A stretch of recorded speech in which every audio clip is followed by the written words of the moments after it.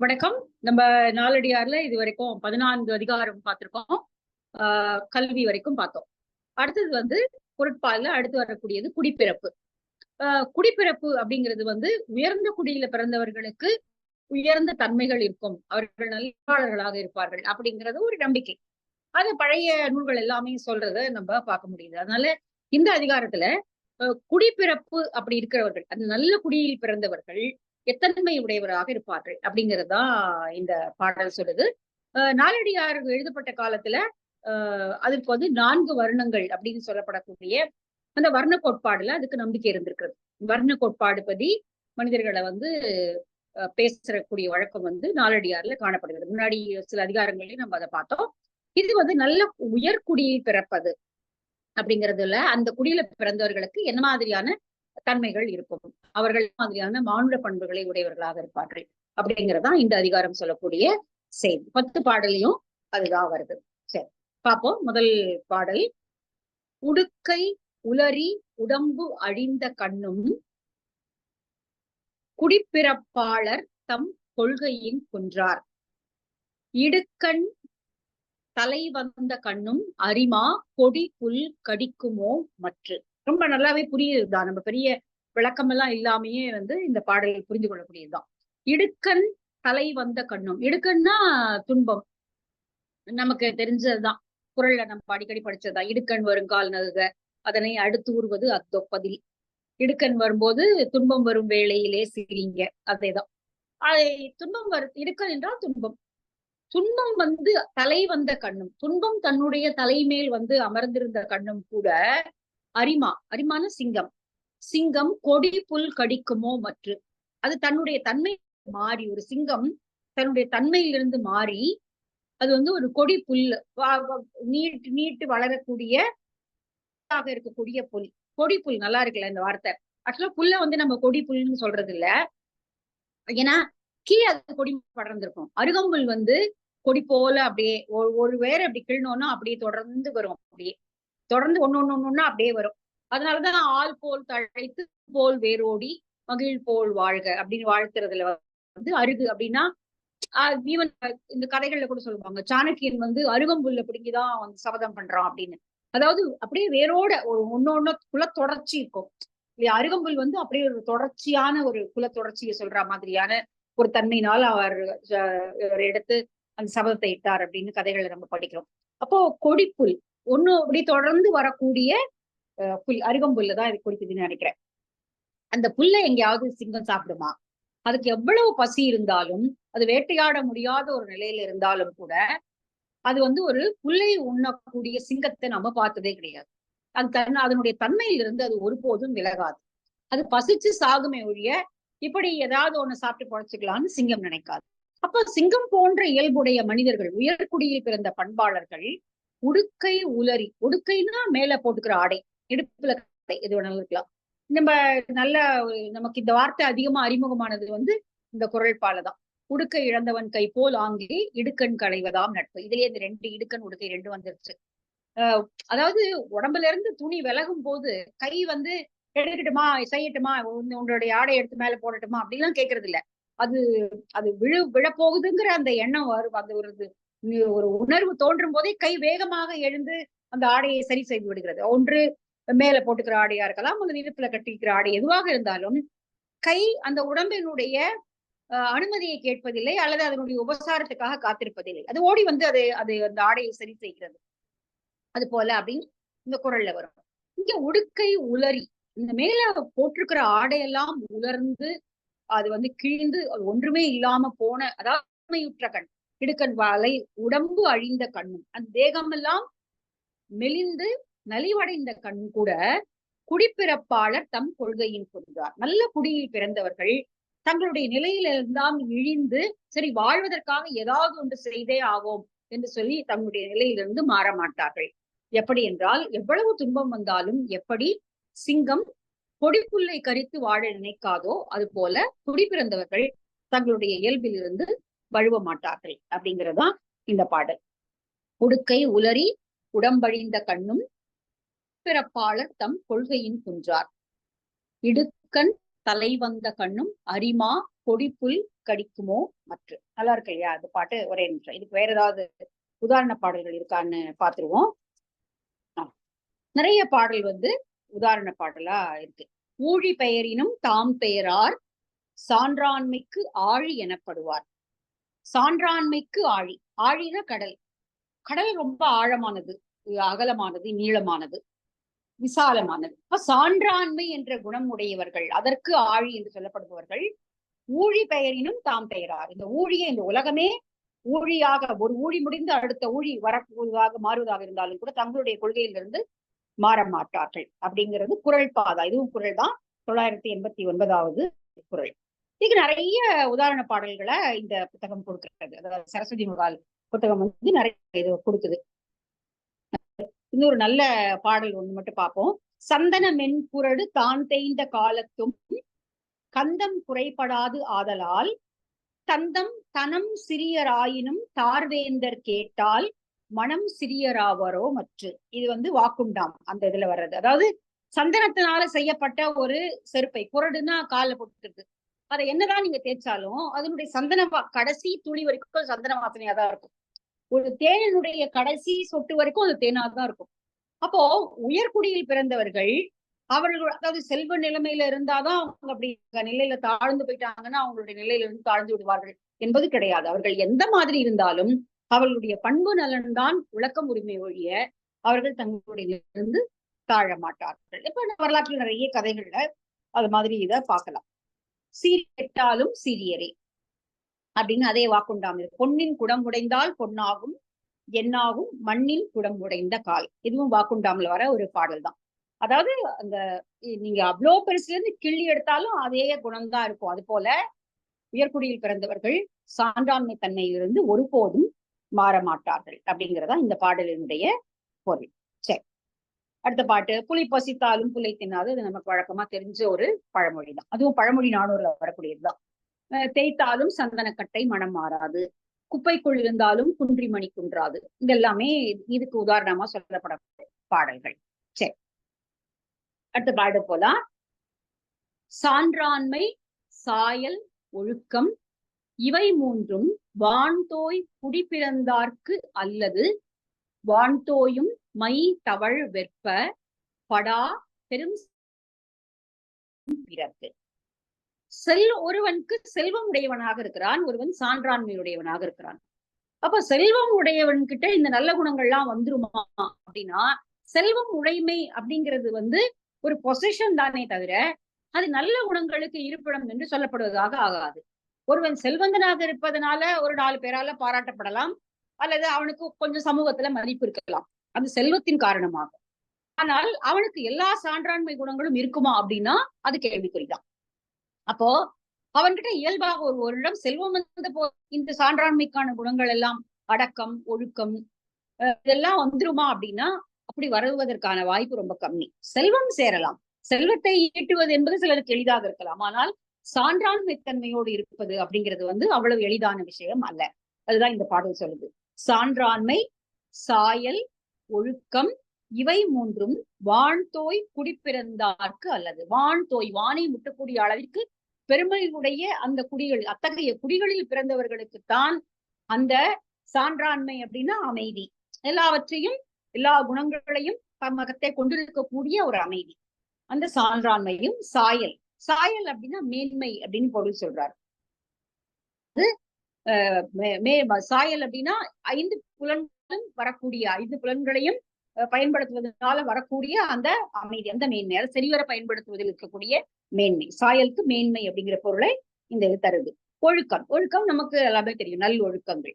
இந்த மூன்றும் வாய் தொடக்கூடிய அளவிற்கு புகழ்பெற்ற குடிப்பிறந்தாரிடம் மட்டும்தான் காணப்படுமே அல்லாது பெரிய செல்வத்தை உடையவனாக இருந்தாலே அவனுக்கு இதெல்லாம் வந்துருமா அப்படின்னா வராது, அதுக்கு வாய்ப்பு ரொம்ப கம்மி. செல்வம் உடையவன் வசதிகளை பெருக்கிக் கொள்ளலாம், அல்லது ஒரு ஆடம்பரமான வாழ்க்கையை அடைய முடியும், பிறருடைய புகழை ஓரளவுக்கு அடைய முடியும். சரி, அவன்கிட்ட நிறைய பணம் இருக்கு அப்படிங்கிற ஒரு பாராட்டை பெற முடியும். அது கூட கொடுத்தாதான் பாராட்டு, கொடுக்கலன்னா யாரும் அவனுடைய செல்வத்தை வச்சு ஒண்ணும் யாருக்கும் பயன் கிடையாது இல்லையா? பயன்மரம் உள்ளூர் பழுத்தற்றால் செல்வம் பயனுடைய ஆழற்கண்படி, அப்படி கொடுத்தாதான் அவருக்கும் செல்வம். அப்போ பெரிய செல்வந்தர்களுக்கு இதெல்லாம் வந்து விடுமா என்றால் வராது. உயர்ந்த குடியில் பிறந்தவர்களுக்கு மட்டும்தான் சான்றாண்மை, சாயல், ஒழுக்கம் இவையெல்லாம் இயல்பாகவே அவர்களிடம் அமைந்திருக்கும். மற்றவர்களுக்கு செல்வம் உடைமையினாலேயே ஒருவருக்கு இந்த குணங்கள் வந்து விடுவதாக அப்போ நிறைய பின்னாடி எல்லாம் வந்து பாத்தீங்கன்னா ஒரு அரசனுக்கு இதெல்லாம் இருக்கிறதா பாடுறது அப்படிங்கிற வழக்கம் எல்லாம் உண்டு. ஒரு செல்வந்தனை பார்த்து நீதான் உலகத்திலேயே உத்தமன் அப்படின்னு பாடுறதெல்லாம் உண்டு. ஆனால் அவன் உண்மையாவே அப்படியானா அது கிடையாது. அப்போ உயர்குடியில் பிறந்தவர்களுக்கு தான் இவை இயல்பாக அமையும் அப்படிங்கிறத இந்த பாடல் சொல்லுது. வான் தோயும் மை தவழ் வெற்ப, வான் தோயும் வானை முட்டக்கூடிய அளவிற்கு மை தவழ், மைனா மேகங்கள், மேகங்கள் தவழக்கூடிய மலைகளை கொண்ட நாட்டை உடையவனே, செல்வம் எய்திய கண்ணும் பிறர்க்கு, செல்வம் எய்திய கண்ணும் கூட பிறர்க்கு இந்த குணங்கள்லாம் வந்து விடுமா? இயல்பாகவே செல்வம் இதெல்லாம் அழைத்து கொண்டு வருமா அப்படின்னா வராது. செல்வத்துக்கு இயல்பாக தன்மை கிடையாது. சோ அது வந்து வான் தோய் குடி பிறந்தவர்களுக்குத்தான் இந்த 3 பண்புகளும் இயல்பாகவே அமைந்திருக்கும். சான்றாண்மை, சாயல் எனப்படக்கூடிய மேன்மை, ஒழுக்கம் இவையெல்லாம் உயர்குடியில் பிறந்தவர்களுக்கு தான் இருக்கும் அப்படின்னு இந்த பாடல் சொல்லுது. ஒழுக்கமும் வாய்மையும் நாணும் 3ம் இழுக்கார் குடி பிறந்தார். இது குறள் 952வது பாடல்ல வருது. ஒழுக்கம், வாய்மை, நாணம். நாணம் அப்படின்னா அஞ்சுவதற்கு அஞ்சுவது, பழிக்கு அஞ்சுவது, பழிக்கு அஞ்சுவதற்கு நாணம் என்ற பெண்களுக்காக சொல்லப்படுகிற நாண அது வெட்கம் அப்படிங்கிற பொருள் வருது. இங்க நாணம் அப்படிங்கிறது அஞ்சுவது, ஒரு தீய செய்ய வேண்டி வந்து விடுமோ அல்லது ஊராருக்குடைய தூற்றுதலுக்கு ஆளாகி வேண்டிடுமோ என்று அஞ்சக்கூடியதற்கு நாணம் என்ற பெயர். இந்த 3 குடி பிறந்தவர்கள் ஒரு நாளும் இழுக்க மாட்டார்கள், அதுல இருந்து வழுவ மாட்டார்கள் அப்படிங்கிறது குறள் ஒரு உதாரண பாடல். சோ வானத்தை தொடக்கூடிய உயர்ந்த மலைகளை உடைய நாட்டை சேர்ந்தவனே, செல்வம் உடையவையினாலேயே இந்த குணங்கள் வந்து விடாது. குடிபிறந்தவர்களிடம்தான் இயல்பாக சான்றாண்மை, சாயல், ஒடுக்கம் போன்ற குணங்கள் காணப்படும். இதுதான் குடிப்பிறப்பினுடைய தன்மை அப்படின்னு இந்த பாடல் சொல்லும். சரி, அடுத்த பாட்டு ஒரு சில எட்டிகேட் சொல்லுவோம் இல்லையா, சில இயல்புகள், நல்லியல்புகள், நற்பண்புகள், நல்ல விதமாக நடந்து கொள்ளக்கூடிய தன்மைகள், சில ஒரு நல்ல, அதாவது பழக்க வழக்கங்கள்லாம் சிலது நல்லதா இருக்கணும், இது பார்த்தாலே தெரியுது நல்ல ஒரு ஒரு பதுசானதுவாங்க அப்படிங்கிற மாதிரி சிலதெல்லாம் நம்ம பேச்சு வழக்கிலே சொல்றோம். அது போல சில விஷயங்களை இந்த பாட்டு சொல்லுது.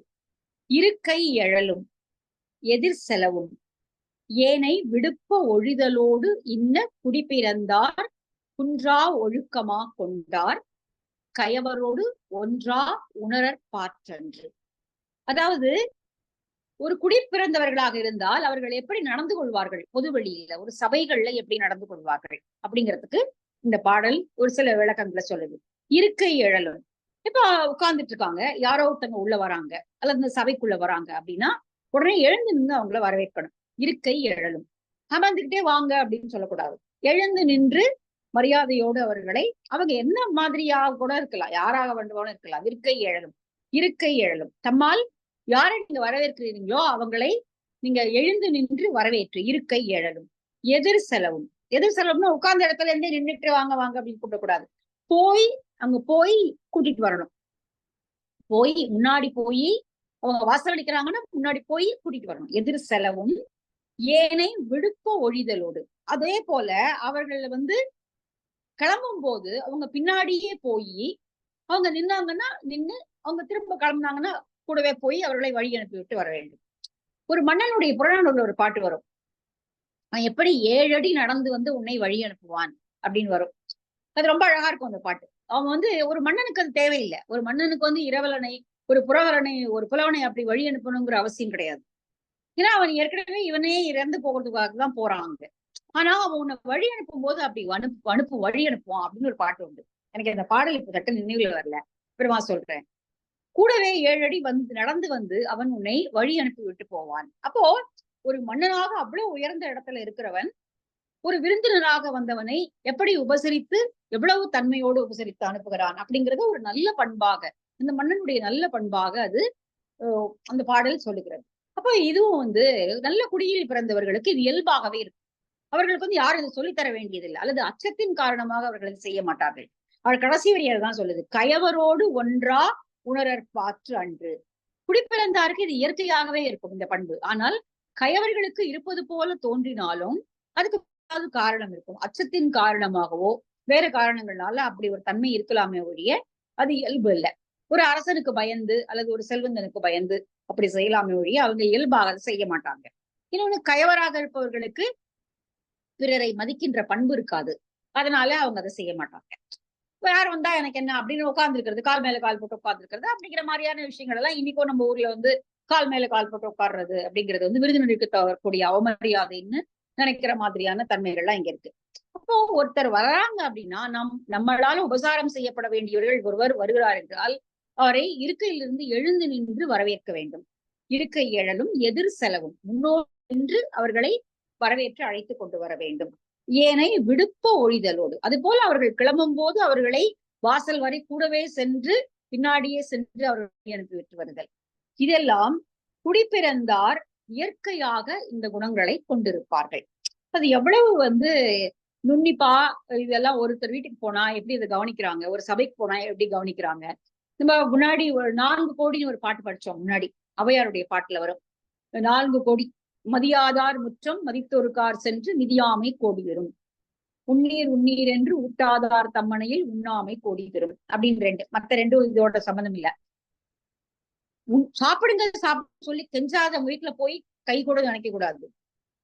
அதே போல மதியாதவர்களுடைய வீட்டு வாசலை சென்று மிதிக்காம இருக்கிறீங்களா, அதுவே உங்களுக்கு கோடி பெண் கிடைச்சா மாதிரி அப்படின்னு ஔவையாரோட பாடல், 4 கோடின்னு வரக்கூடிய பாடல். அப்போ வந்து ஒருவரை இதுதான் ஒருவரை மதிப்பளிக்கக்கூடிய தன்மை. அப்போ மதிப்பளிக்கிறவர்களும் மகிழ்வார், அந்த மதிப்பை தருபவர்களுக்கும் அந்த அந்த மகிழ்ச்சி வந்து இயல்பானதாக இருக்கும். அதனால இது வந்து ஒரு ஒரு சமூக நற்பண்புகளை சொல்ற மாதிரியான ஒரு பாடலாக இது இருக்கிறது. அதனால வந்து இருக்கை எழல் எதிர் செலவு இதெல்லாம் வந்து நம்ம நிறைய புராண கதைகளை கூட படிக்கலாம். துர்வாச முனிவர் ஒரு தடவை வந்து விஷ்ணு வைகுந்தத்துக்கு போன போது விஷ்ணு வந்து கவனிக்கவே இல்லை. அதனால அவர் வந்து மார்பில் எட்டி உதைக்கிறாரு. எட்டி உதைச்ச உடனே வந்து கோச்சிட்டு லக்ஷ்மி வந்து சாபம் கொடுத்து கீழே இறங்கி போயிடுவா அப்படிங்கிற மாதிரி இந்த திருமலை அந்த கதைகள்லாம் சொல்லும் போது சொல்லுவாங்க. அதாவது எதிர்க்க வந்து வரவேற்கணும் அப்படிங்கிற ஒரு எதிர்பார்ப்பு எல்லாருக்குமே இருக்கக்கூடியதுதான். ஒருத்தர் வீட்டுக்கு நம்ம போறோம் அப்படின்னா நம்மள அப்படி எதிர்கொண்டு அழைப்பது அப்படிங்கிறது எல்லாருக்கும் எதிர்பார்ப்பான ஒன்று. அப்படி செய்யக்கூடியவர்கள் உயர் பண்புடையவர்கள், உயர் குடிப்பிறந்தவர்களாக இருப்பார்கள் அப்படின்னு இந்த பாடல் சொல்லுது. இதே போல பாடல்கள் நிறைய இருக்கு.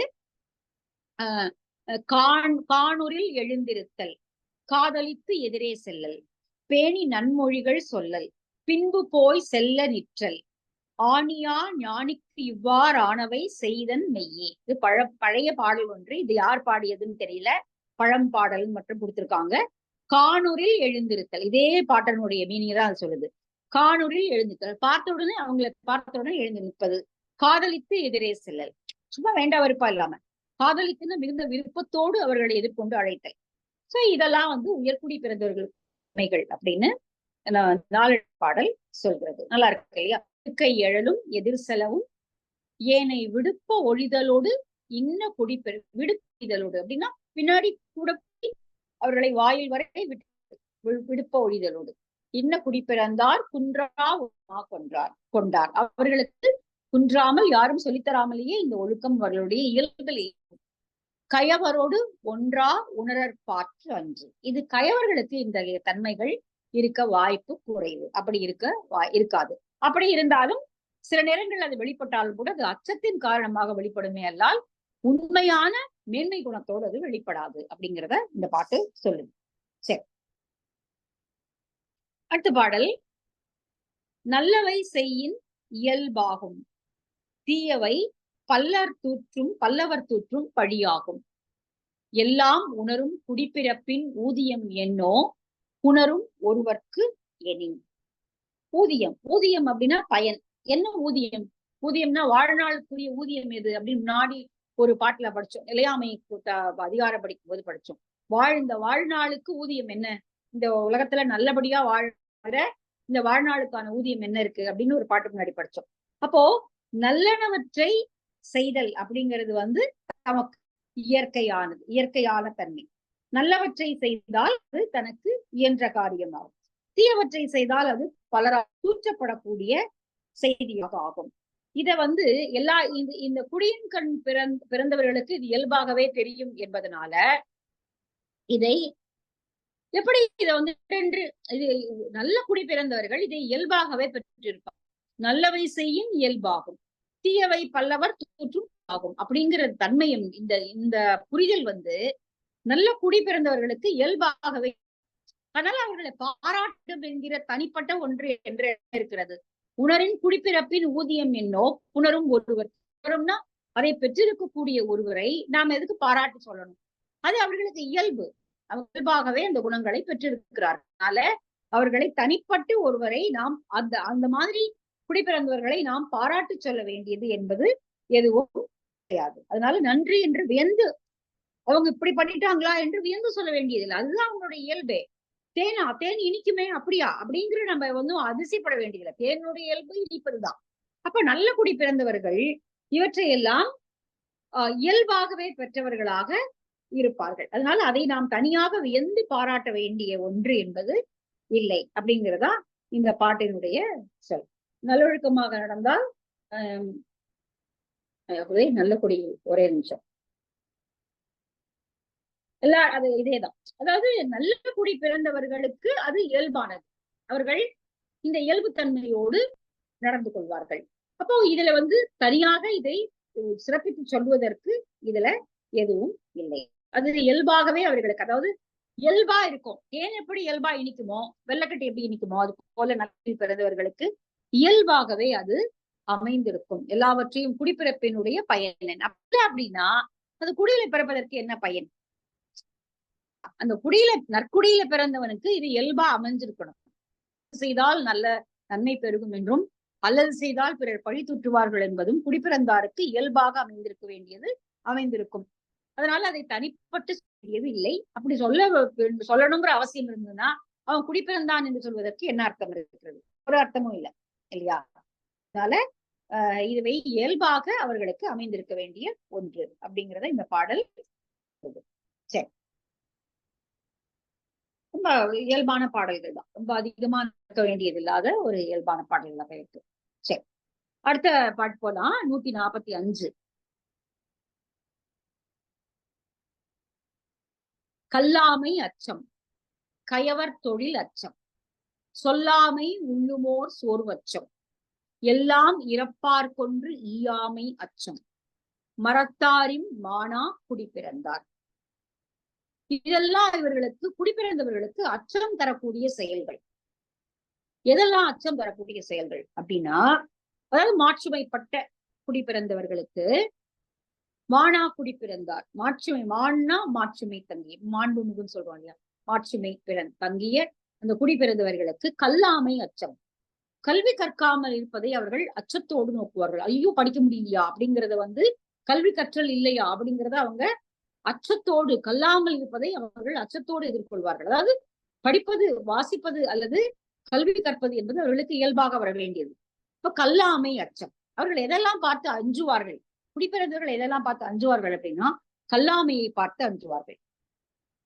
கயவர் தொழில் அச்சம்.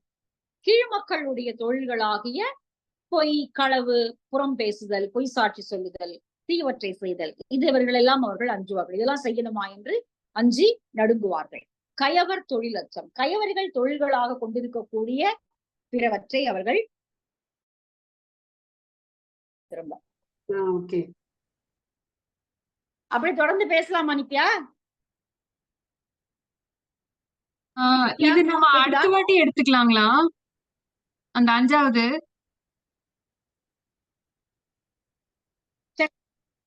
Okay okay okay. ஏன்னா கட்டாயி வருங்க. ஆமா ஆமா ஆமா, நம்ம இதோட முடிச்சுப்போம். இந்த பாட்டு பேர் வச்சு மீதி அடுத்ததுல சொல்லிக்கலாம். ஓகே, பரவாயில்ல. தேங்க்யூ. பாய். தேங்க்யூ. பாய் காயத்ரி.